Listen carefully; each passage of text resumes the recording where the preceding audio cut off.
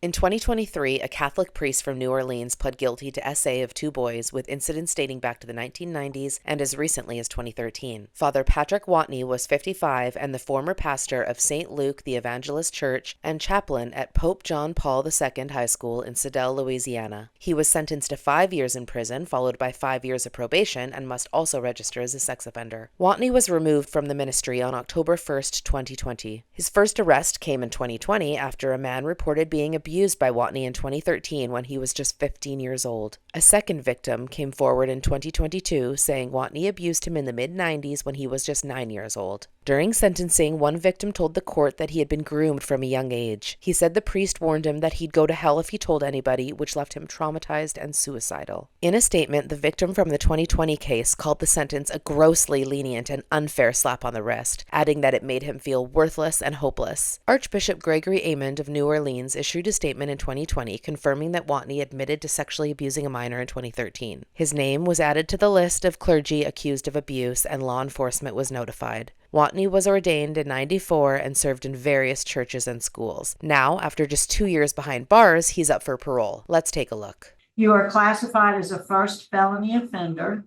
You're currently serving a 5-year sentence. You were sentenced in St. Tammany Parish, July 12, 2023. One count molestation of a juvenile under your control or supervision. You received 5 years. And one count of molestation of a juvenile, for which you received a 5-year sentence. Also, those are running concurrently. Your parole eligibility date was February 27th, 2025. You do not earn good time, so your full term date is June 27, 2028. Is all that correct, sir? Yes, ma'am. All of that is accurate. Mr. Barrow? Yes, sir. How many years have you been incarcerated so far? Today makes 23 months, so 1 year and 11 months. All right. Can you tell me what you did to get yourself in trouble and why you think we should release you today? How did you get there and why you think is a good time to let you go? Okay. In 2013, at the end of 2013, beginning of 2014, I did have an inappropriate relationship with one of my students. That's with the first count. I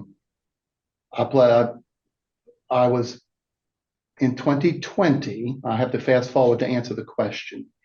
In 2020, my superior, Archbishop Aymond, had me go to a psychiatric assessment at Pine Grove Behavioral Center in Hattiesburg after he had received a complaint from another parent of my texting another student.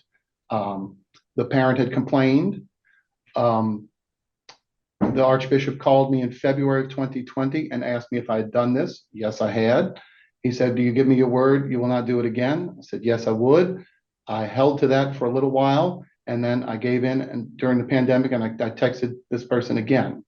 So some time. So, okay, that occasioned the Archbishop having me removed for a 30-day retreat in June of 2020 and to do a psychological assessment, first online. It was online during the pandemic. I did this. The doctor was in Nebraska, Omaha, Nebraska. After that, I came back to the parish. One of the things, and I started counseling. The counselor suggested that I needed to do a psychiatric evaluation. So that's when I went in September of 2020 to Pine Grove in Hattiesburg to do the evaluation. Part of the evaluation entailed polygraph. The polygraph was something I knew I couldn't outrun, and so I decided it was better for me to come clean and tell what I had done. So I did that. I knew I would probably lose my career, my family, my friends, my reputation, everything, but I felt like it was better for me to come clean with what I had done. So I did confess to having an inappropriate relationship and touching one of my students at that time. The counselor, the psychiatrist, had to recall the Archbishop. I was in her presence when she did it. This was October the 1st of 2020. She reported it to him. He reported it to the police, and then I was removed as pastor. And then I was, I was at between my house and my parents' house. In my house at that time was in West Point, Georgia. My parents' house is in Covington. I was arrested from my house in West Point, Georgia on October the 22nd of 2020 and charged with 4 counts of molestation of a juvenile at that time. I spent 14 days. Well, no, I'm sorry. I got bailed out on that one on November the 4th of 2020. I was arraigned on this charge in 2021. Things were delayed because of the pandemic. We came in August of 22. The second charge that involves Mr. Gio was brought forward to my surprise, but it was brought forward. Both cases were brought to a plea deal that I entered on this 2 years ago today, whereby I pled guilty to the first charge, 1 count of molestation of a juvenile under my control, supervision, and then up to the Alfred plea on the case that involves Mr. Gio. Why do I think I'm ready to be paroled now? Why do you merit consideration? I have been a productive inmate for the 2 years that I've been in. I have been was enrolled in several Bible study courses. I have been reading many books. I have, while here at Bayou Dorchy, I have been in the Steve Hoyle Sex Offender Treatment Unit program, which I completed on May 30th. I have been a tutor for other students in the risk program during this time. I have been a high set tutor, a social studies teacher since last September here as well. My primary reason for asking the board to consider my early release, is that I may go home to help take care of my parents. My mother is 82 years old, had 2 strokes in 2022, is no longer capable of independent living. My father, who you see there with you, is almost 83, and he's showing the strains of being a faithful, loving primary caregiver.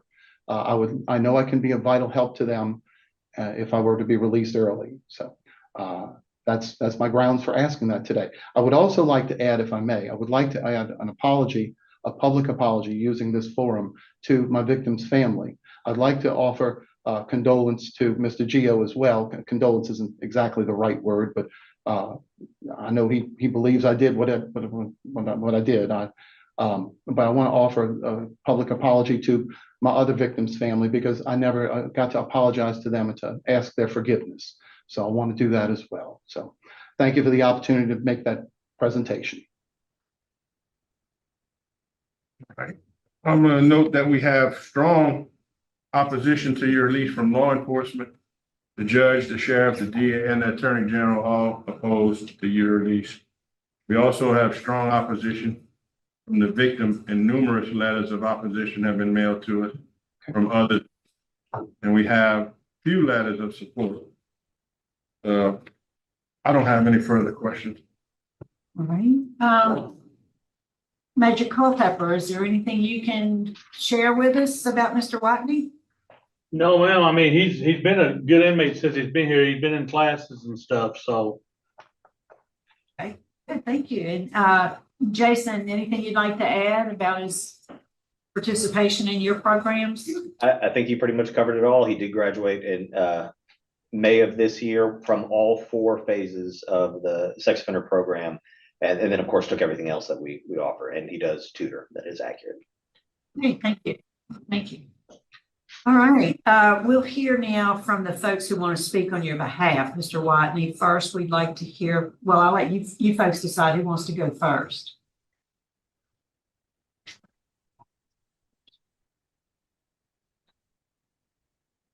Go ahead, ma'am. Just introduce yourself and tell us. Okay, my name is Jane Mayer, and I'm a retired teacher from Covington.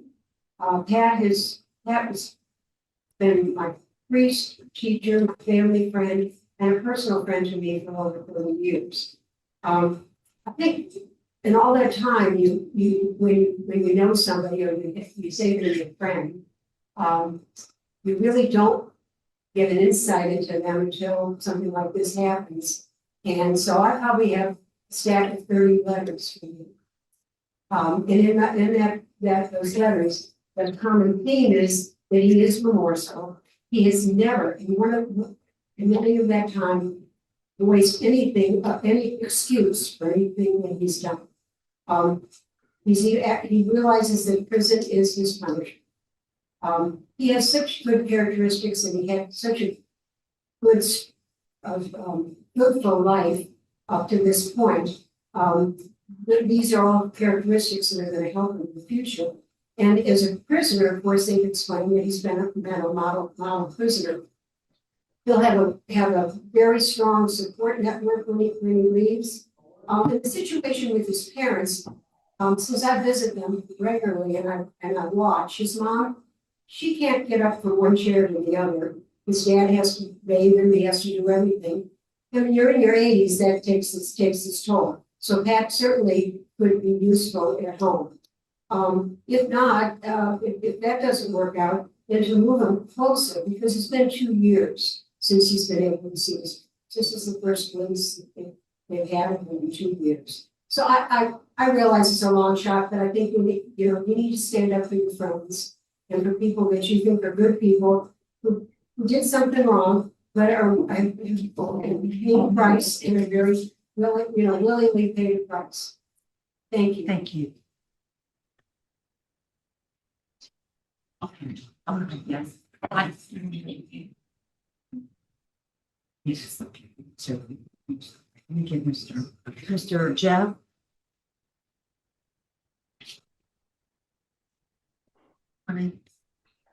I don't want to reiterate too many things that have been said before. But I first met Patrick as a high school student. Subsequent to that, he came to work for me at a art shop, a sports memorabilia shop. And subsequent to that, I've known him through the affiliation at church services as a pastor. And since his incarceration, I've been able to talk with him on the phone on a periodic basis and also via letters. And one thing I want to emphasize is it's been said already. He has, in both in phone contacts and in letters, he has expressed his remorse.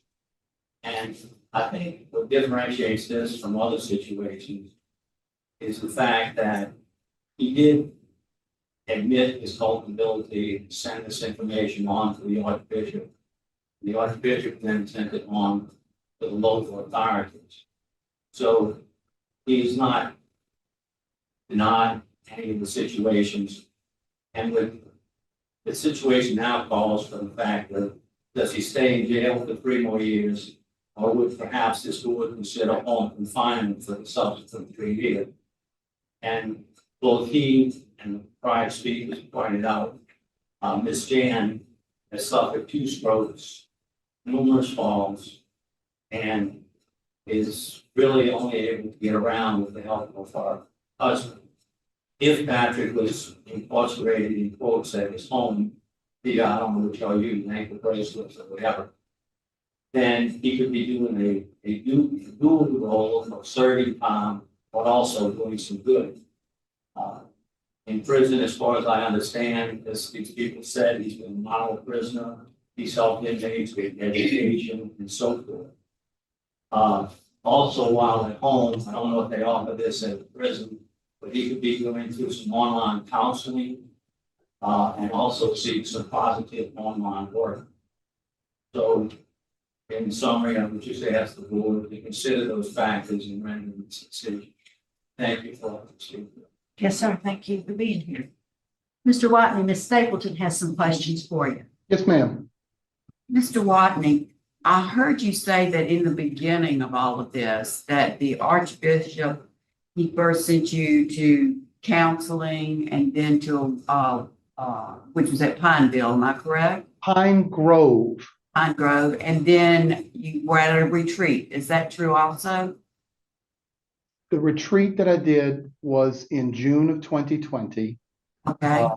The psychiatric testing was done online via Zoom in June of 2020 at the same time as the retreat. Then I went for the psychiatric evaluation in September of 20, at the end of September 2020 at Pine Grove in Hattiesburg. Does that clarify for you? Yes, sir. Now, during that time, Yes, ma'am. were doing all that because of the allegation of the sexual misconduct. But that wasn't reported to the police during that time. Why it went to the polygraph? The allegation that brought the counseling about in the evaluation was text messaging with a student, which it was in violation of our ethics codes for clergy to not do one-on-one text messaging with people under age 18. But was the text messaging of a sexual nature? No, it was not. It was just a friendly text? Friendly. Led to you having to get all this psychological evaluation? It did because the Archbishop, well, no, let's say me. How do I answer the question properly? Tell you the truth. In the course of the evaluation in June of 2020, which was the online evaluation with Dr. Nicholas Stevens. No, not Nicholas Stevens.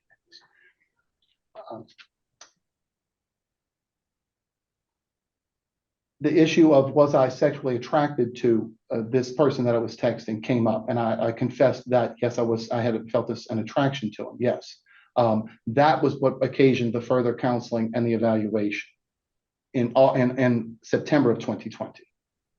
Well, I remembered that you had said that you did all this stuff and you were told to stop it.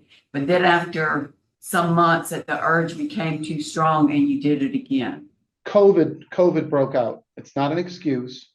But the urge to do this came again and you did it again, even after being given a chance. Yes, ma'am. Report it to the police or anything like that. So I've got some breaks there to try and rehabilitate yourself and to get the counseling you need. You did get all of that and still you went back to it. I just wanted to clarify that in my mind. That's all. Okay. Yes, ma'am. Okay, now we'd like to hear from the opposition, and Mr. Arata, I'll let you take the lead, and if Mr. Gio wants to go first or however you'd like to do it. Obviously, I would defer to my client, Mr. Gio, the victim, who has a prepared statement. Mr. Gio, good morning. Yes, ma'am. Good morning. My name is Timothy Gio, and I appreciate the opportunity to speak before you today. I'm here to ask strongly and personally that you deny early release for Patrick Wattigny. What he did to me wasn't just a single moment in time. It was a deliberate abuse of power that has changed the entire course of my life. I was a child when he chose to prey on me, when he used his spiritual authority to groom and manipulate me. That wasn't a mistake. It was predatory. Every day since then, I carry the weight of what he did. I wake up with a heaviness that doesn't go away, a feeling of helplessness and hopelessness that started the day he violated my trust. This trauma isn't behind me. It's still with me. It affects how I parent my kids. It affects my marriage. It affects how safe I feel in the world. Letting Patrick Wattigny out early would send the message that the pain he caused me can be minimized, that accountability for child abuse has an expiration date. But the damage he caused me and others like me doesn't go away with time served.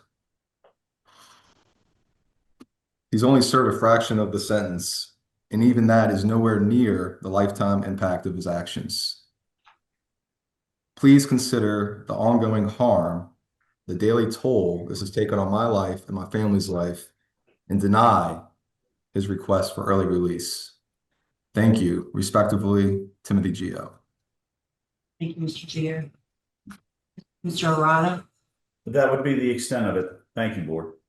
Okay, thank you. Thank you both for being here today. You're welcome. I don't see any other questions. Mr. Barr, here to vote.